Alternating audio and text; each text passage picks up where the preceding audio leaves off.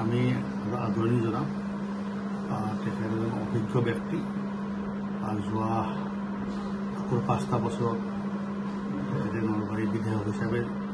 নলবাৰী সমষ্টিত যথেষ্টখিনি কাম কৰিবলৈ সক্ষম হৈছিলে আৰু মই ভাবোঁ অশোক শৰ্মা ডাঙৰীয়াৰ আহ্বানে আমাৰ কংগ্ৰেছ দলক অধিক শক্তিশালী কৰিব আৰু আগন্তুক দিনত আমি একেলগে নলবাৰী জিলাত কংগ্ৰেছ দলৰ ধ্বজা আগবঢ়াই নিবলৈ আমি হয়তো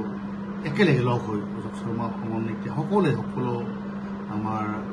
কৰ্মকৰ্তা আমাৰ নেতা কৰ্মী সকলোৱে লগ হৈ পেলাই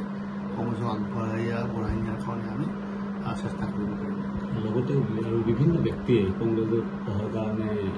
টেলিফোনিকভাৱে বাৰ্তালাপ কৰি আছে নেকি নিশ্চিতভাৱে যথেষ্টখিনি এতিয়া আমি কোৱাটো অলপ মুস্কিল হয় কাৰণ আমাৰ কংগ্ৰেছ দলত জইন কৰাৰ আগত আমাৰ অলপ কৰণীয় থাকে বিশেষকৈ আমাৰ যিখিনি গ্ৰাছ ৰুটৰ আমাৰ কৰ্মী আছে বুথ কমিটি আছে মণ্ডল কংগ্ৰেছ কমিটি আছে বা ব্লক কংগ্ৰেছ কমিটি আছে আমি তেওঁলোকৰ লগতো দিহা পৰামৰ্শ ল'বলগীয়া হয় তেওঁলোকৰ আমি যিটো আমাৰ একেবাৰে বুথ পৰ্যায়ৰ কৰ্মীসকলৰ সন্মতি অবিহনে আমি কোনো এটা নেতাক আঁৰাটো আমাৰ কাৰণে অলপ দিগদাৰী হয় আমি কথা দিয়াও সমস্যা হয় গতিকে যি সিদ্ধান্ত লওঁ আমি আমাৰ বুথৰ প্ৰত্যেকজন আমাৰ কংগ্ৰেছ দলৰ কৰ্মী মণ্ডল আৰু ব্লকৰ আৰু জিলা কংগ্ৰেছৰ কৰ্মীসকলে আলোচনা কৰি আমি সিদ্ধান্ত লওঁ অশোক শৰ্মাৰ ক্ষেত্ৰতো এটা আমাৰ উমৈহতীয়া সিদ্ধান্ত হৈছে আৰু সেইমতে তেখেতে অহা 9 আগষ্টত কংগ্ৰেছ দলত আমাৰ গৌৰৱ গগৈ ভূপেন বৰা ডাঙৰীয়া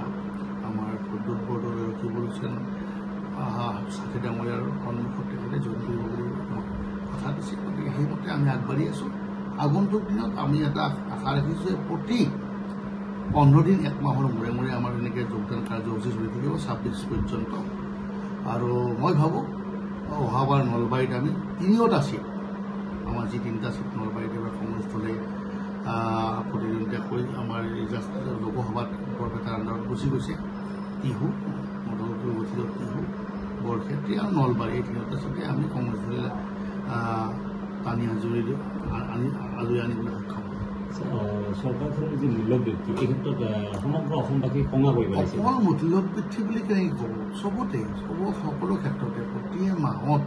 চৰকাৰখনে 1000 কোটি টকা লোন লয় তাত ফ্লাইঅভাৰ বনায় উদাহৰণ কৈছোঁ দেই তাৰ উপৰিও মানুহৰ আজি ডিজিটেল যিটো electronic meter smart prepaid meter এইবিলাকত এজন মানুহৰ যদি আগতে 300 টকা উঠিছিলে এতিয়া তেওঁলোকৰ মোক কোৱা মতে 1100-1200 টকা পৰ্যন্ত বিল কৰে তাৰ উপৰিও এতিয়া হস্পিটেলবিলাকৰ যিটো মাচুল সেই মাচুল বৃদ্ধি কৰিছে আৰু আনুষংগিকভাৱে আপুনি জানিব যে কিবা এটা বস্তু যেতিয়া মূল্যবৃদ্ধিও সকলোফালে একেলগে মূল্যবৃদ্ধিটোৰ মানে প্ৰভাৱ পৰে সেইকাৰণে মই ভাবোঁ চৰকাৰখনে চলাব পৰা নাই তেওঁলোকে এইবিলাক আজি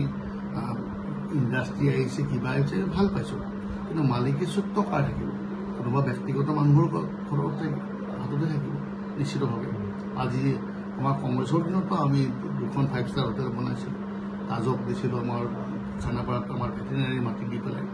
মালিকী স্বত্বটোতো চৰকাৰৰ থকা নাই এতিয়াতো তেওঁলোকে বেংক লাভ কৰি আছে এডিশ্যনবোৰৰ ক্ষেত্ৰতে একে কথা গতিকে এনেকুৱা কাম কৰিব লাগে যে যিবিলাক কামৰ দ্বাৰা ৰাইজ উপকৃত হয় আমাৰ সাধাৰণতে ৰাইজে কোনটো বিচাৰে যে এজন দৰিদ্ৰ কৃষক বা সাধাৰণ চাকৰিয়ালে কি বিচাৰে যে মোৰ বজাৰত যাম মই 300 টকা খৰচ কৰি আজি দিনটোৰ বজাৰখিনি বা 200 টকা খৰচ কৰি পাম তেতিয়া 200 টকা বা 300 টকা খৰচ কৰি তেওঁ এসাঁজ ভাতৰো তেওঁ যোগাৰ কৰিব নোৱাৰে নিশ্চিতভাৱে এইটো বিৰোধ প্ৰত্যক্ষ কৰে এই ক্ষেত্ৰত মূল্যবৃদ্ধিৰ সম্পূৰ্ণ বৃদ্ধি ব্যৰ্থ হৈছে চৰকাৰখনে আৰু মই ভাবোঁ ইয়াৰ প্ৰভাৱ নিশ্চিতভাৱে পঞ্চায়ত নিৰ্বাচন আৰু 2026 নিৰ্বাচন প্ৰভাৱ কৰিব এতিয়া আপোনাৰ বৰক্ষেত্ৰী বুলি ক'লে যদিও কৈছে বিস্তীৰ্ণভাৱে যোৱাবাৰতকৈ কম হৈছে এইবাৰ এতিয়ালৈকে বৰষুণ এবাৰহে আমি বানপানী পাইছোঁ আমাৰ যিখিনি চৰ অঞ্চলৰ সেই গোটেইখিনিত যথেষ্টখিনি ক্ষতি হৈছে আৰু বানপানীতকৈও গৰাখহনীয়াটো ব্ৰহ্মপুত্ৰৰ গৰাখহনীয়াটো আপুনি যদি চায় যে ব্ৰহ্মপুত্ৰটো পূবৰ পৰা পশ্চিমলৈ গৈছে এতিয়া যদি আপুনি চায় যে ব্ৰহ্মপুত্ৰটো শৰাইঘাট ব্ৰীজ পাৰ হোৱাৰ পিছত এতিয়া পলাশবাৰীৰ সেই পাৰত খুন্দা মাৰে ডাইৰেক্টলি সোঁতটো আহি পেলাই দক্ষিণৰ পৰা উত্তৰলৈ আহে তাৰমানে আমাৰ উত্তৰ ফালে ব্ৰহ্মপুত্ৰটো গতি কৰি আছিল আৰু এটা সময়ত মই ভাবোঁ যিটো হাৰত তেওঁলোকে মানে নদীটো আহি আছে এতিয়া মেজৰ পানীখিনি মই ভাবোঁ আমাৰ মোকালমোৱা বা আমাৰ এই অঞ্চলবিলাকতো আমাৰ প্ৰভাৱ পৰিব বুলি ভাবিছোঁ। গতিকে নিশ্চিতভাৱে আমি আটাইতকৈ বেছি গুৰুত্ব দিব লাগে গৰাখহনীয়াৰ ক্ষেত্ৰত, কিন্তু কেন্দ্ৰীয় চৰকাৰে এতিয়ালৈ এই গুৰুত্ব দিয়া নাই। আমি বাৰে বাৰে কৈ আছোঁ যে বানপানীক ৰাষ্ট্ৰীয় সমস্যা হিচাপে ঘোষণা কৰিব লাগে। মুখ্যমন্ত্ৰী ডাঙৰীয়াই কৈছে কিয় ৰাষ্ট্ৰীয় সমস্যা, আমি সমাধান কৰিম। তেওঁলোকে এইটো নকৰিব। যদি মাহে মাহে 1000 কোটি টকা লোন লৈ পেলাই তেওঁ কি ব্ৰহ্মপুত্ৰত মানে বান্ধিব মোক কওকচোন বাৰু। সেইকাৰণে কৈছোঁ যে এই ক্ষেত্ৰত ভাৰত চৰকাৰৰ অনীহা, অসম চৰকাৰৰ অনীহা, এই অনীহাৰ ফলতে এইবিলাক বৃদ্ধি হৈছে। আৰু আপুনি যিমান নকওক আপুনি দেখিব যেতিয়ালৈ গৰাখহনীয়া ৰোধ নহ'ব তেতিয়ালৈ কিন্তু অসমৰ বানপানীৰ সমস্যা হৈ ৰ'ব। যিকোনো খবৰৰ বাবে যোগাযোগ কৰক 7099017330 আৰু 7099017110 নম্বৰত।